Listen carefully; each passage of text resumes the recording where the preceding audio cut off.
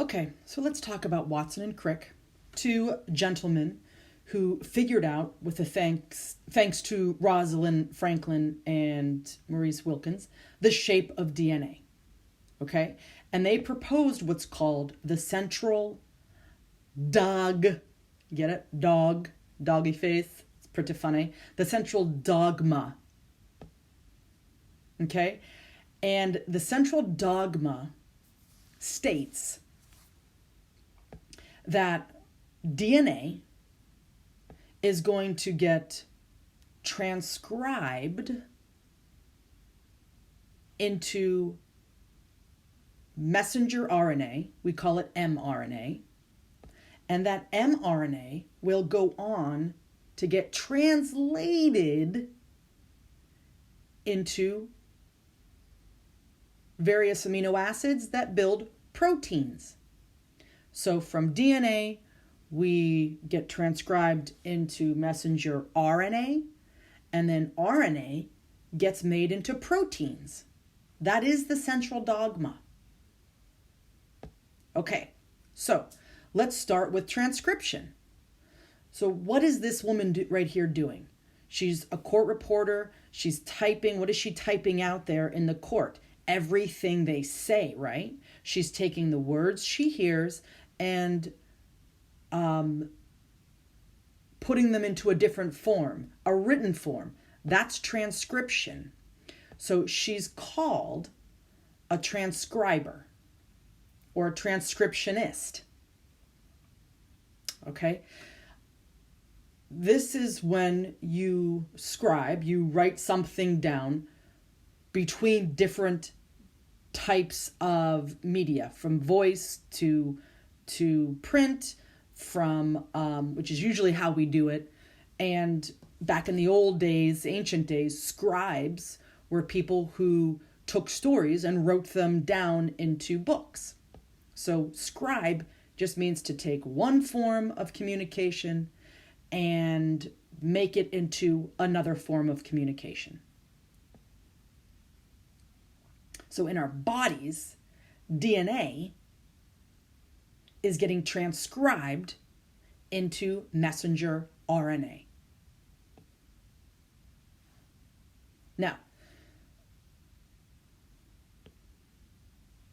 DNA, during this transcription process, it happens at about, I want to say about 50 bases a second. This is transcription is happening, 40 or 50 bases a second. So DNA is going to get opened up, right? And you're going to have messenger RNA that will get transcribed from one of the strands of DNA. So do you notice something weird about this strand of RNA that just got transcribed? Look at those bases carefully. A to T, U. Have we ever seen a U before? We have not. So these U's are unique to RNA. DNA normally has a T, but RNA, instead of having thymine, it has uracil. So you always know if you're looking at a strand, whether you're looking at RNA or DNA, because RNA will have no T's whatsoever, and DNA will never have U's. So when RNA has to pair up an adenine, it adds a U. So adenine, no thymine to add, so RNA adds a U. C and G, pairs fine, pairs fine, pairs fine. Oh, here we go. RNA does not have a T, so it pairs a U with the adenine. All right. U stands for uracil. So, messenger RNA is now going to take this genetic message, this strand, this message, it's going to messenger it to a ribosome. So where is this event happening? It's happening in the nucleus, right? Because we know that when we look at a beautiful cell, and all cells are beautiful, DNA lives inside that nucleus. So transcription has to happen inside that nucleus. So now we've created our messenger RNA. Now it's got to move to a ribosome, right? One of these guys that live on our endoplasmic reticulum. That is why our ER is always located directly outside our nucleus, because that mRNA goes right to a ribosome. All right, so now let's talk about translation. Hola muchachos, ¿cómo está? So what are this language? What is it made of? Or these words are made of letters, right? And what do these letters form? They form words, not trick questions. I'm never trying to trick you. You guys know that. So we can translate this language, happens to be Spanish, into English. And the words mean the same thing. Okay, translation is just taking one language and finding the corresponding answer in the other language. That's translation. So we can translate from Spanish to English, or English to Spanish, or French to English, or French to Spanish. That's what translation is. So even though they're in different languages, they mean the same thing. So we have one person saying hola in Spanish and one person says, oh, hello in English, because translation just means taking one language that means exactly the same as, and translating it into another language where it means the same. And that's what happens in DNA. Our bodies take messenger RNA and translate it into amino acids, which then go on to build proteins. And I'm going to show you how this happens. This is translation. And so as we said, mRNA is going to get translated, and it does this on the ribosome by what's called ribosomal RNA. Those ribosomes, as we said, they sit on our endoplasmic reticulum. Remember the rough ER? Well, the R in rough ER stands for ribosome. And that's why it's rough. Those ribosomes are sitting there on the ER, right outside the nucleus, waiting to translate messenger RNA into amino acids. So those amino acids will then get made into a big, beautiful macromolecule of a molecule called protein. Okay? So here's ribosomal RNA. Here is a strand of messenger RNA. Any three bases on messenger RNA are called codons. And let me back that up so we can focus on that. Any three bases on messenger RNA are called codons. So let me change my color. So that's a codon, that's a codon, that's a codon, that's a codon, that's a codon. This is very important to know. Every three bases on messenger RNA make a codon. Okay? Oh, I have more stuff coming. Oop, I don't want to erase codon. That's muy importante. All right.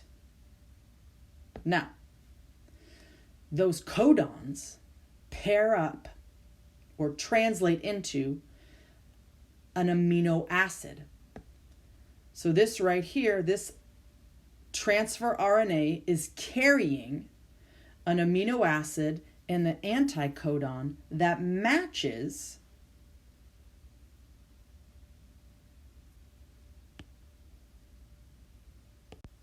so the tRNA is carrying an anticodon, and that anticodon will match up with its proper codon. So let's see that happen.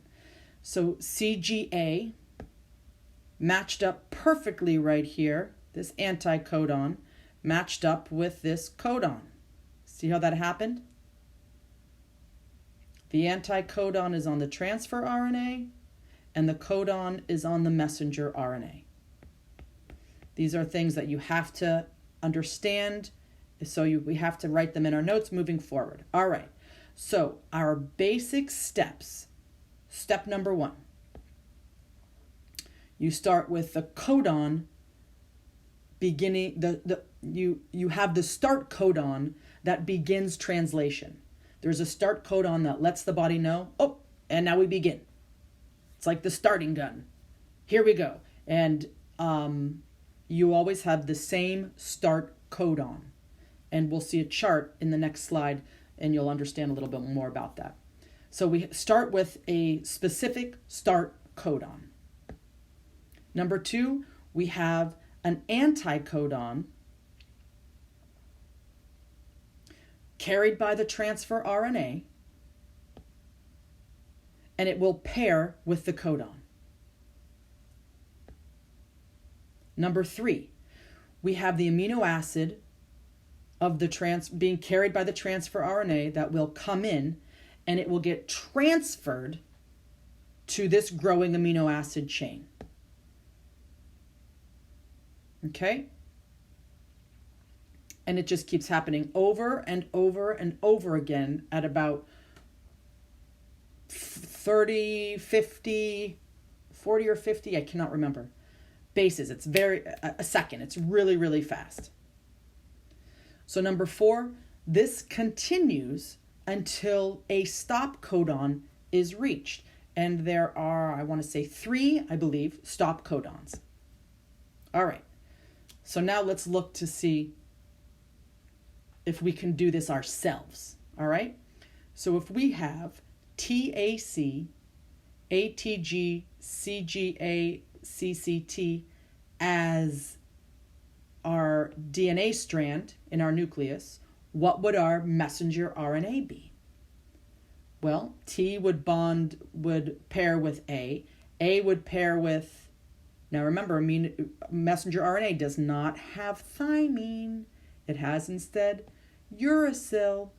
So it would be, the A would pair with uracil, the C would pair with G, the A would pair with U, the T would pair with A, the G would pair with C, the C would pair with G, the G would pair with C, the A would pair with, oh, don't mess up, U, very good, the C with G, the C with G, and the T with A. And that would be our messenger RNA strand, which then travels outside of the nucleus and gets to a ribosome on the endoplasmic reticulum. All right, now let's translate this messenger RNA strand into amino acids. So, your amino acid sequence would be, let's find AUG on our chart.